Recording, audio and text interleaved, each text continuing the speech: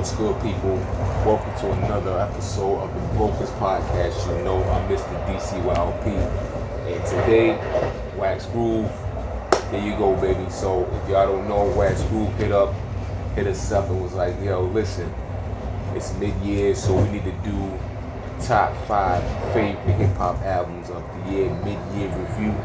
So number 5, Jay Elect and Hov with Testimony. Testimony, it was a fire album. Real, grown man rap. Those two came in and, spit wild lyrical bars, and, Jay Elect came in with multiple languages that he's spitting over and stuff like that, like real spiritual, real, like get your mind right type bars.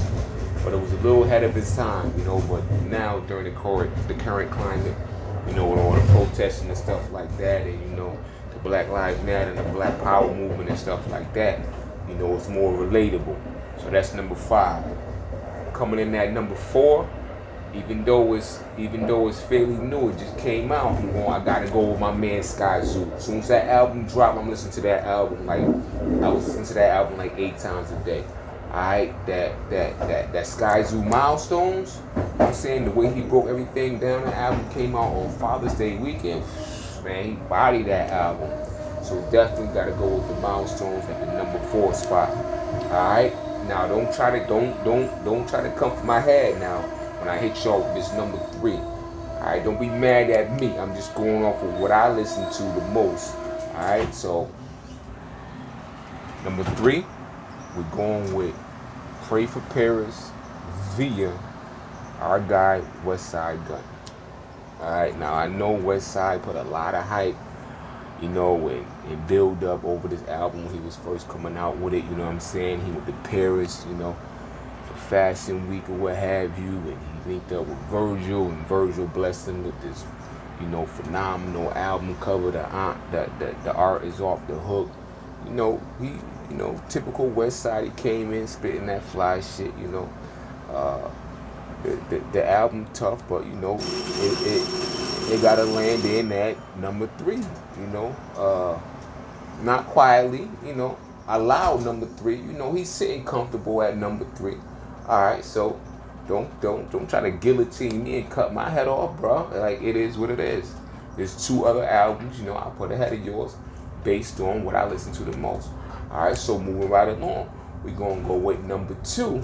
Don't get mad at this either, people. Number 2, Alfredo, Freddie Gibbs and Alchemist. I'm on the train, so it might be like a little bumpy, a little shaky, so let's work with me. Don't forget, this is the Brokers Podcast, you know what I'm saying? So I had to get in while I fit in. Alright, so yeah, the album, hard body, classic material, ironically, Freddie Gibbs is shouting out this is the album of the year as well. You know what I'm saying? And, hats off to him, hats off to the brother. He's been putting in that work. I did the review on the Alfredo album, and like I said, I feel like it's definitely gonna be a classic album. All right, but there's one album that's ahead of them all, and I'm telling you, I listen to this album more than any other album I just mentioned. And I gotta go with the kid, Stove God Cooks. Stove God Cooks, with that Reasonable Drought that came out underneath that conglomerate umbrella. Fire. Production by yours truly, Rock Marcy. Rock Marcy bodied the production on this album. Stove God Cooks came through lyrically on this album. Just totally blew my mind. I wasn't even expecting it.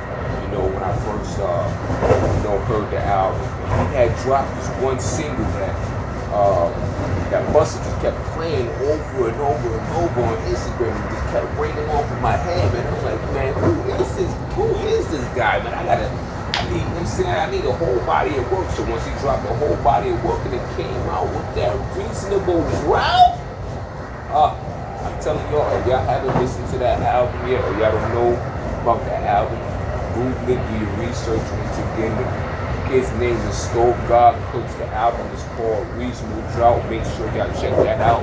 That's my number 1. Still number 1 play value for the top 5 rap albums of 2020.